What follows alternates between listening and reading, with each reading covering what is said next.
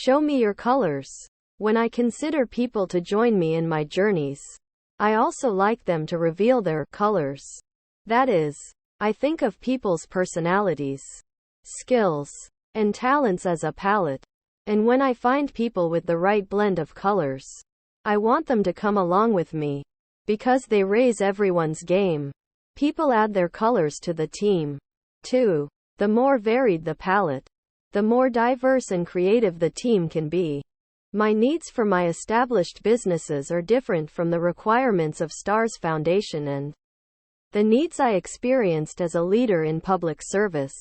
But generally speaking, here are the colors I specifically look for in people. Nobody embodies all these characteristics.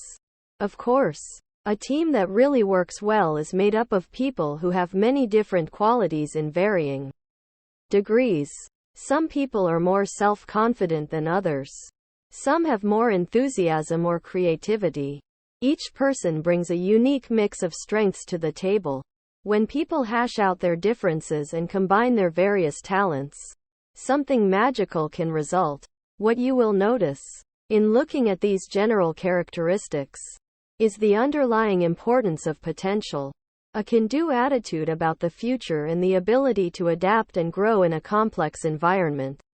Many of these attributes are about the ability to look forward to the next big thing. Chapter 12. Potential is more important to me than what's on a person's resume. Though of course I generally look for people who have expertise in a certain area, particularly for more senior positions. I think expertise by itself is much overrated. The person who is right for the job isn't necessarily the person with the most experience. Rather, it's the person who has the potential to move the team closer to the goal. If we put people on the team who have great qualities, we can find a place for them.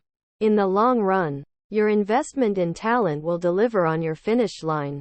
Anytime you are considering someone for your team, his or her ability to help you cross the finish line is the most important consideration. Sometimes you will encounter people who seem to be awkward fits or whose style doesn't mesh with yours, but who in fact turn out to be superb complements to the team. An example was a very colorful American who was working at Sagia when I joined the agency. When I met him, this fellow was buried in the marketing department of the organization. He was unconventional in every sense. He seemed a little crazy. He always said the last thing you'd expect and saw things very differently than other people. Saudi Arabia is a famously conservative place.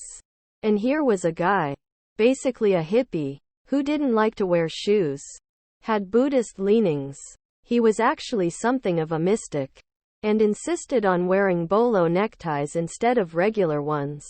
He was the kind of fellow who liked to work in different parts of the world just for the experience of it. He was friendly, smart, and highly emotionally intelligent. But given his idiosyncrasies, people were suspicious of him. What, they wondered, was an American doing working for a Saudi government authority in the first place? Despite his eccentricities, it was clear to me that he was a really creative person with original ideas and a lot of knowledge. I put him in a position where he could use his creativity, his knowledge, and his emotional intelligence, which I leveraged greatly.